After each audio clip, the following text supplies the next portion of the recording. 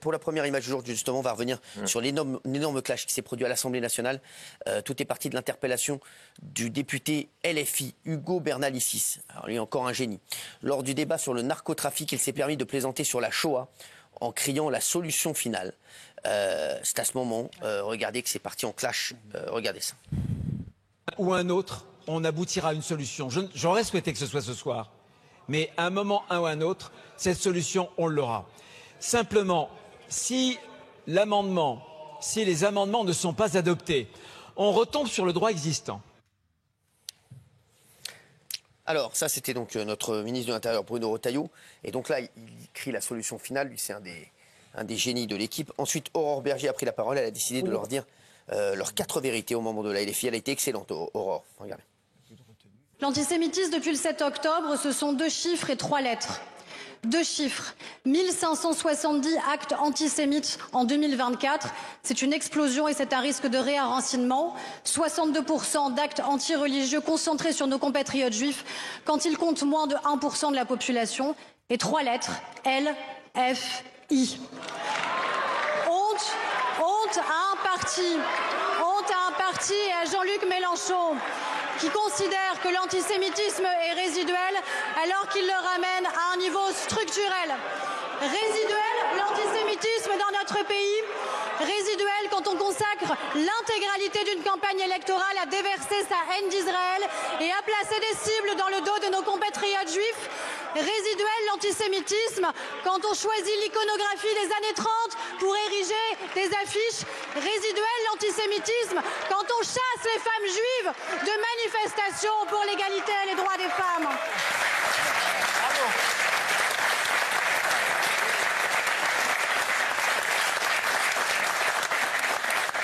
Ah bon, Aurore Berger, formidable. Aurore Berger.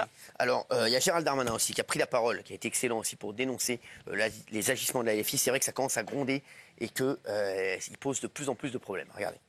Il est vrai que certains dirigeants de la France insoumise ont de l'ambiguïté, ont un problème avec l'antisémitisme. Et je ne suis pas seul à dire, je cite le premier secrétaire du Parti socialiste, M. Faure, « Personne n'ignore ce qu'est l'antisémitisme, à commencer par M. Mélenchon qui en connaît parfaitement les codes et l'iconographie. Madame Autain, députée sur ces bancs, qui connaît bien, je crois, la France insoumise, à propos de l'affiche pour laquelle M. Hanouna a obtenu justice, et je m'en félicite devant les tribunaux. C'est grave, c'est profond, c'est irresponsable. C'est un dérapage, une erreur manifeste. Jean-Luc Mélenchon ne me paraît pas à la hauteur du moment. La Ligue des droits de l'homme elle-même, pourtant parfois, et on le sait en discussion avec tous les partis politiques, et notamment les plus à gauche de l'hémicycle, lorsque LFI ne semble pas en reconnaître le fait et la nature, évidemment, de notre communication antisémite évoquée plus tôt, cela nous interroge sur sa compréhension, sur sa volonté d'y remédier. Oui, nous attendons de la France insoumise qu'il démontre qu'il est dans le champ républicain et qu'il condamne tous les actes qui touchent les Juifs de France et les Juifs du monde.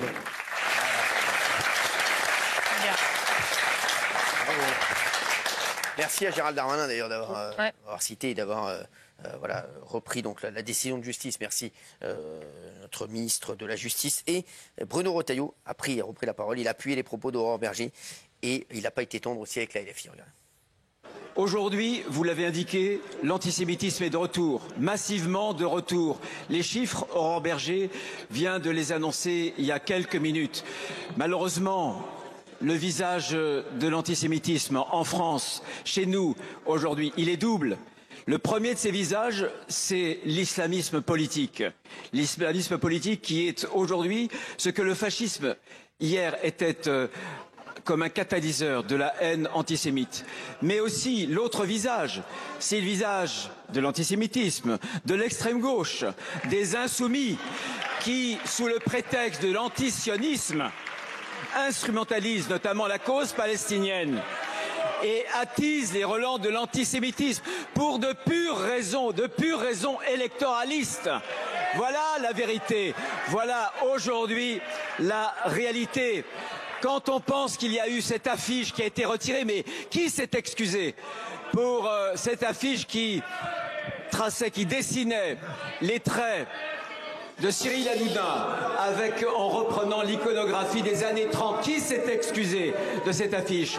Hier, un jeune de 15 ans a proféré en classe, dans un lycée, Paul-et-Loire, des propos antisémites. Le principal l'a appelé, il a retiré ses propos, il a menacé de mort le principal. Est-ce que vous pensez un seul instant que ce type d'affiche n'a aucune conséquence? Honte à ceux qui banalisent l'antisémitisme aujourd'hui en France.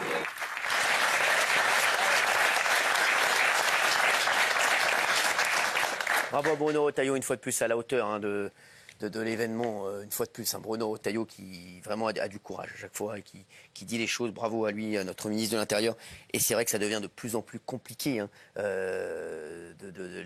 réunions de l'Assemblée nationale. C'est vrai que c'est compliqué pour tout le monde. On n'est pas trop resté dessus, mais quand le député LFI a parlé de solution finale, ça a complètement sidérant. C'était le projet d'extermination des Juifs dans les camps d'Auschwitz, c'est que c'est dans les camps d'extermination. Et c'est passé crème comme ça. Et après, je suis sûr que Mélenchon serait prêt à dire, mais vous voyez mal partout, c'est juste un mot, il n'y a pas de référence, comme ça. C'est l'extrême droite qui vous manipule, etc. Mais on est venu complètement fou, là. C'est en toute transparence. Mais les Français ne sont pas dupes. Et vous verrez que dans les urnes, je pense qu'en 2027, je l'ai dit hier, je pense qu'il passe sous les 10%. Je pense qu'il sera à 9, je le vois à 9, 8, 9, pas plus. Je pense que ça va encore s'effriter. Je pense que ça y est, là c'est la fin de la LFI. Je pense vraiment que c'est la fin de la LFI. Je pense que ça y est, là ils ont franchi toutes les limites. Je pense que c'est fini. Je pense vraiment que même ceux qui étaient les plus gros défenseurs, les plus grands défenseurs de la France insoumise, aujourd'hui vont attendre qu'il y ait un autre candidat qui se présente, mais je pense que c'est la fin de la LFI. Il y a d'ailleurs une petite passe d'armes encore avec Mathilde Panot qui s'est placée en grande défenseuse justement de toutes les causes racistes. C'est incroyable. Monsieur le Premier ministre, vous êtes au pouvoir depuis 7 ans. Quels actes concrets ont été posés pour lutter contre toutes les formes de racisme? Car depuis des semaines, vous engluez notre pays. Submersion migratoire, chasse aux femmes portant le voile. Vous n'avez rien à dire, ni sur les saluts nazis et le jeu antisémite de l'UNI, ni sur les 15 députés RN dans des groupes Facebook qui appellent à tuer les personnes noires et arabes de ce pays. À présent, votre gouvernement assène ce que Marine Le Pen n'a même plus besoin de dire. À ce jeu-là, vous serez toujours perdant. Nous refusons qu'un prétendu choc de civilisation disloque la France. C'est pourquoi nous étions des centaines de milliers, samedi dernier, contre le racisme et contre l'extrême droite, pour garantir et défendre ce dont nous avons résolument besoin, l'unité populaire. Alors, centaines de milliers. Centaines de milliers, mais c'est comment on peut mentir comme ça? C'est pas possible. C'est insupportable. Ils mentent en plus. C'est insupportable d'entendre ça. Ces propos ont bien fait rire François Bayrou, qu'il a bien remis à sa place. D'ailleurs, il a été très bon, François Bayrou. Regardez.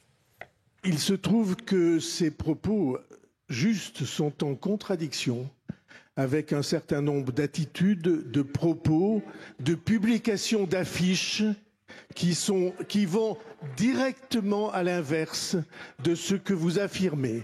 Et la chose que je veux dire au nom du gouvernement, c'est que pour nous, il n'est pas question de laisser la moindre place venant de quelque banc que ce soit, de quelque fraction que ce soit et de quelque faction que ce soit pour prendre en cible des Français, des concitoyens, des femmes et des hommes qui vivent dans notre peuple et sur notre sol. Et c'est pourquoi nous sommes sans la moindre faiblesse, sans le moindre laxisme en face de ces attitudes.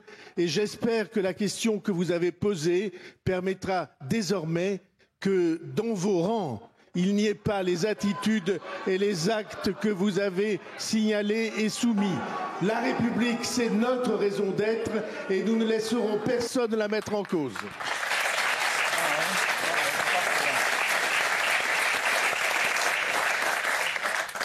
Oui, non, je trouvais parfait, absolument parfait. Ça, il les a renvoyés dans les cordes, parfait.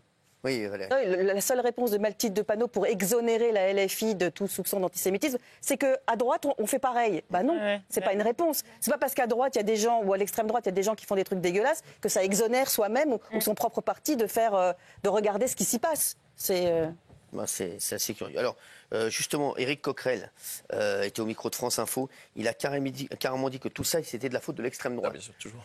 C'est incroyable. Regarde. Bon, lui, c'est pas une lumière non plus. Nous n'avons pas repris les codes culturels d'une affiche nazie, voilà, de la Deuxième Guerre mondiale pour appeler à une manifestation antiraciste. C'est faux, faux et refaux. C'est quelque chose moi, quand c'est arrivé, cette histoire, j'ai trouvé ça énorme.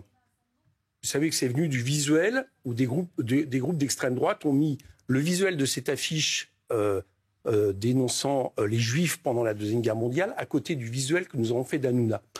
Et moi, j'ai regardé ça. Bon, on l'a enlevé parce qu'on n'avait pas envie de rester à côté d'un visuel en plus comme ça qui était rediffusé.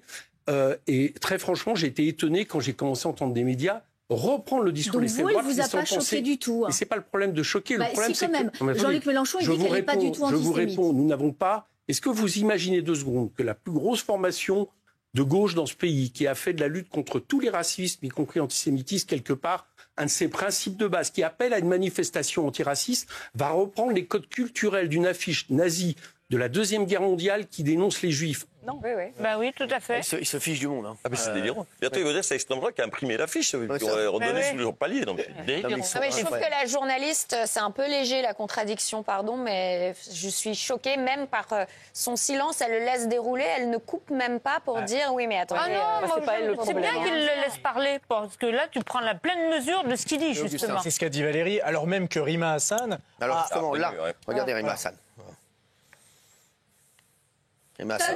C'était une erreur.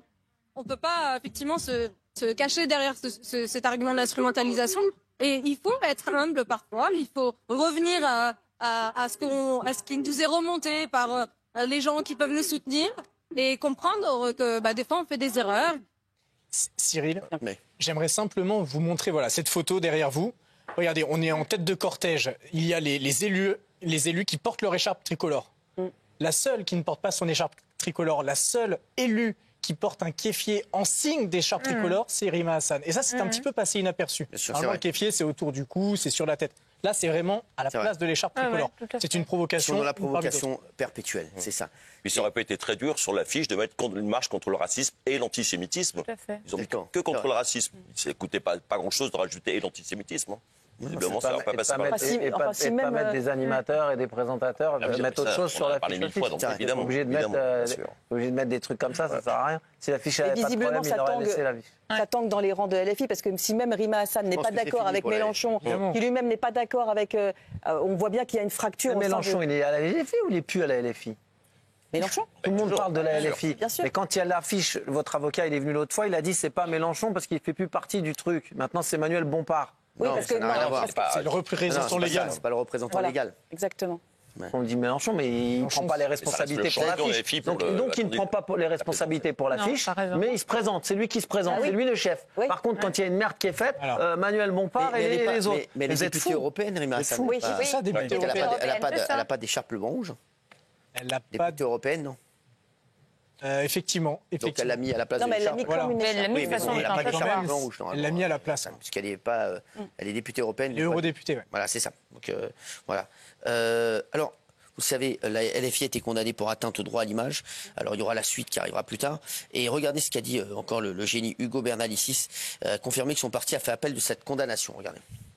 Je crois que c'est l'intention de tous ceux qui continuent d'en parler alors que le visuel a été retiré quelques heures après sa publication du fait de la perception qui en a été faite par beaucoup de gens faisant un amalgame avec les affiches scandaleuses qu'avaient pu faire les nazis ou l'extrême droite concernant la caricature des Juifs. Donc le retrait du contenu a été fait extrêmement rapidement. C'était une erreur, cette affiche, ce visuel? Je crois que tout le monde s'est exprimé au sein du mouvement dans cette direction. Non, pas Jean-Luc Mélenchon. Mais écoutez, vous êtes de l'Inquisition, c'est ça? Pas du tout, mais en fait, il refuse de reconnaître que c'est une erreur, c'est pour ça. Non, mais ça ressemble à ça. Non, c'est pas du tout de l'Inquisition, c'est juste vous dites tout le monde est d'accord. Non, pas Jean-Luc Mélenchon. Non, Jean-Luc Mélenchon ne dit pas que ce n'est pas une erreur, il dit pas ça. Il dit que autour de ça a été fait une campagne qui est scandaleuse envers la France insoumise pour nous faire passer pour des antisémites, alors que tout le monde sait que nous ne sommes pas antisémites, et pour une raison assez évidente, c'est que ce n'est pas dans notre programme politique, et 2, notre programme politique va à contrario du racisme et de l'antisémitisme. Le même mode opératoire a été fait avec le visage de M. Pascal Praud, de M. Poutine, de M. Trump. C'était une série de visuels qui ont été publiés, et ça ne vous a absolument pas choqué pour les autres personnes qui étaient concernées. Donc c'est bien parce que c'est M. Hanouna et du fait de sa confession que l'amalgame a pu être fait de perception de ceux qui ont vu cette affiche. Mais il n'y a pas d'intention antisémite. Et si vous nous accusez d'avoir une intention antisémite, alors c'est extrêmement grave. On remercie M. Bernalicis d'expliquer que dans le programme de la LFI, c'est pas écrit noir sur blanc, mort aux Juifs. Merci M. Bernalicis. Nous, on pensait que dans le programme.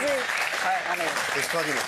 Il a dit dans notre programme, on n'a pas mis l'antisémitisme. C'est gentil, merci. Merci beaucoup. Merci, monsieur Bernalissier, ça vraiment. C'est vrai que c'est magnifique, ça. C'est vrai que dans notre C'est lui qui a parlé de solution finale dans l'Assemblée, c'est lui. Oui, je sais, c'est vrai que c'est lui aujourd'hui qui a parlé de ça. C'est absolument incroyable ce qui se passe. Et à chaque fois qu'un ou une journaliste leur pose une question, c'est vous êtes de l'Inquisition, taisez-vous. Alors, si vous ne voulez pas répondre aux questions du journaliste, refusez les invitations à venir sur les plateaux de télé. Parce que c'est le principe d'un journaliste, il vous posera des questions. Et normalement, des questions qui piquent, c'est le but. J'aime bien. Des questions libres. Qu'est-ce que vous en pensez, vous? Non, j'aimais bien l'inquisiteur dans Les Visiteurs. Vous vous souvenez de cette scène-là? Oh là là. Non, mais...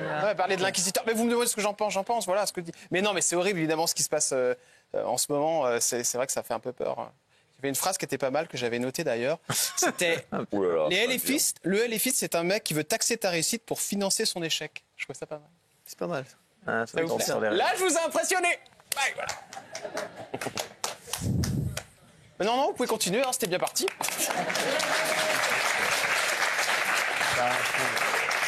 Ça fait du bien, on respire un champion. peu. Elle est pas mal. C'est une bouffée d'oxygène. C'est une bouffée d'oxygène. C'est vrai que c'est une bouffée d'oxygène. C'est une bouffée d'oxygène, mais attention. Si t'es dans l'eau, t'as pas besoin de bouteille. H2O. Merci. Oui, merci. On fait une petite pause de 2 minutes. Il y a Big Laoui, Karim, Michel Marie également. À tout de suite.